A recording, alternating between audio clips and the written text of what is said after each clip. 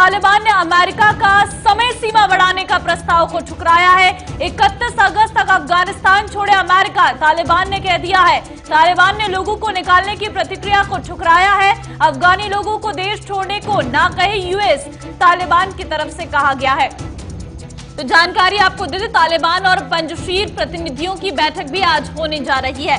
31 अगस्त तक अफगानिस्तान अमेरिका छोड़े, तालिबान ने कह दिया है। G7 की कल मीटिंग में जिस तरीके से बातचीत हुई थी, सारे देश एकजुट हुए थे और जिसमें बोरिस जॉनसन की तरफ से भी कहा गया था कि समय सीमा को बढ़ाया जाए।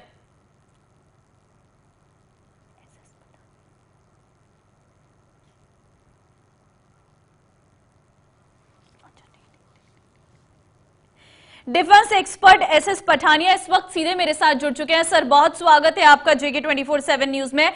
मेरा पहला सवाल सर आपसे यह है कि तालिबान ने अमेरिका का समय सीमा बढ़ाने वाला जो प्रस्ताव था उसको ठुकरा दिया है, कितना नुकसान होगा? क्योंकि ऐसा तो है नहीं 31 अगस्त तक वहां फंसे सारे लोगों को निकाल लिया जाएगा। देखिए ममता जी, जहां तक अमेरिका और तालिबान का सवाल है, इनकी दोहा में भी पहले मीटिंग हुई थी जिसके अंदर तालिबान ने इनको ये इंश्योर किया था कि हम आपके डिप्लोमेट और जब आप अपने वहां से सिटीजन को इवैक्यूएट करेंगे तो हम उसमें बाधा नहीं बने।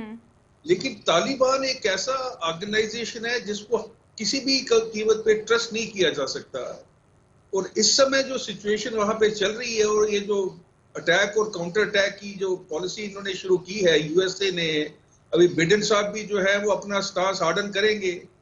उसके बीच तालिबान ने ये संकेत दे दिए हैं कि 31 अगस्त अगर वो नहीं निकलते हैं तो उनको हर्जाना भुगतना पड़ेगा। तो ये एक डिप्लोमेटिक पोस्चरिंग हो रही है जिसके अंदर कौन सी साइड कब जीतती है वी डोंट नो। कल को तालिबान दे में extend this deadline based on the request of USA.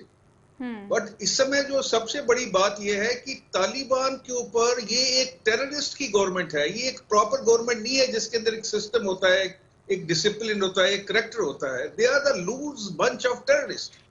और आप ये देखिए कि USA the only super power, वो इस समय एक जो बंच ऑफ टेररिस्ट है उनको रिक्वेस्ट कर रही है कि हमारे सेफ इवैक्यूएशन हमें दीजिए। तो this is a very very ironical situation which clearly depicts कि एक टेररिस्ट ऑर्गेनाइजेशन कैसे पूरी दुनिया को उसके घुटनों पे ला सकता है। ये जो बड़े बड़े ऑर्गेनाइजेशन बने थे, एंटी टेररिज्म क्वाड ले लीजिए, यूनाइटेड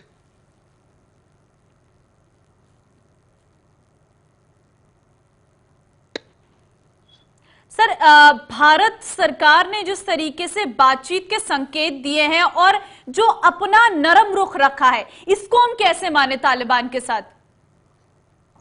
देखिए, भारत के आपको भी पता ममता जी, वहां भारत के काफी इंटरेस्ट हैं। नंबर वन, उनका more than $3 billion have been invested there. They are executing about 400 projects. इन्होंने डैम बनाया था वहां पे, पार्लियामेंट इन्होंने बनाई। तो भारत के इकोनॉमिकल इंटरेस्ट के अलावा they have geopolitical and geostrategical interest also. अभी सवाल ये उठता है कि भारत अपनी इन्वेस्टमेंट को वहां पे बचाए या अपने जियोपॉलिटिकल और जियो स्ट्रेटेजिक इंटरेस्ट को वहां पे बचाए। तो ये कैच 22 सिचुएशन बनी हुई है। लेकिन मेरे हिसाब से देखिए, चाइना, ये अफगानिस्तान एक दंगल का मैदान बन गया है जिसके अंदर जितने भी ये मेन प्लेयर हैं, मान लीजिए आप यूएसए हो गया, ईरान हो गया, रशिया हो गया, चाइना हो गया, पाकिस्तान हो गया, ये अपनी अपनी वहां पे पारियां खेल रहे हैं। अभी जहां तक भारत का इंटरेस्ट है, भारत अपने आप को क्लेम करता है कि हम दुनिया में टेररिज्म के खिलाफ, बिकॉज हम उससे बहुत हद तक अफेक्टेड हैं। तो our stand is that we will not compromise anything which is related with the terrorism. अभी आने वाले समय में देखिए, अफगान गवर्नमेंट अगर ये तालिबान की हुकूमत रहती है, totally Taliban, then India must accept its losses.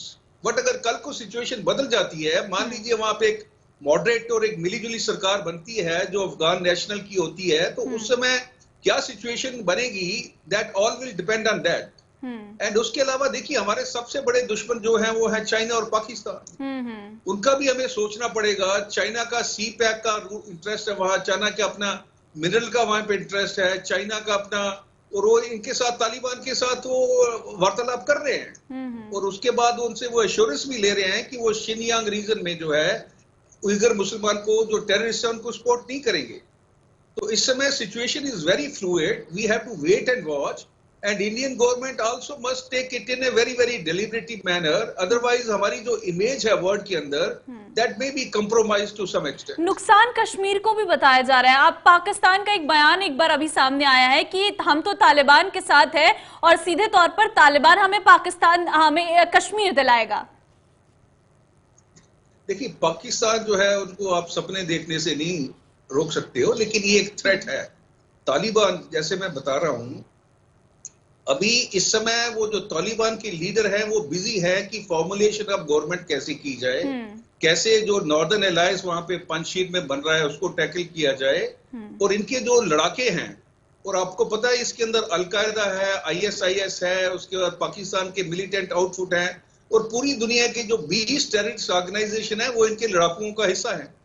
तो ये इनको आप कहाँ बिजी रखेंगे? एक तो है कि पंजशीर में इनको धकेल दीजिए, उसके बाद, और ये लोग मर्सनरीज हैं, जो भी पैसा फेंकेगा वो ये लोग करेंगे। तो कश्मीर के, जम्मू एंड कश्मीर के ऊपर जो थ्रेट है वो काफी सीरियस है, और उसके हमें कॉग्निजेंस लेना चाहिए। And whatever preparations are required should the Taliban threat emerge on the borders of J&K, we must be fully prepared for that.